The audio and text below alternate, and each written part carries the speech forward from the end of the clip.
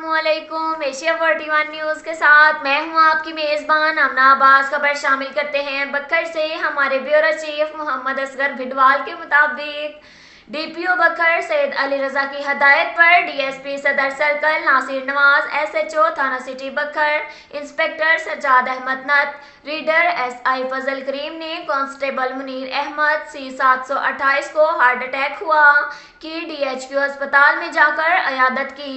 DPO बखर की तरफ से भरपूर ताउन की यकीन दहानी कराई गई और इलाज के लिए तमाम इंतजामात मुकम्मल कर लिए गए। मजीद डीपीओ बखर सैयद अली रजा का कहना था कि बखर पुलिस के मुलाजमीन की वेलफेयर का खास ख्याल रखा जाएगा। इसके साथ साथ एक और खबर शामिल करते हैं बखर से। हमारे ब्यूरो चीफ मोहम्मद असगर भिडवाल के मुताबिक वेल्डन एसएचओ थाना मनकेरा इंस्पेक्टर अहमद अब्बास रोकड़े सुबह सवेरे एहसास कफालत सेंटर मनकेरा का अचानक दौरा। एसएचओ थाना मनकेरा अहमद अब्बास रोकड़े ने एहसास कफालत सेंटर मनकेरा का दौरा किया। वहां पर मौजूद मुलाजमीन की ड्यूटी को चेक किया और आवाम से सेंटर पर सहूलियात का जायजा लिया।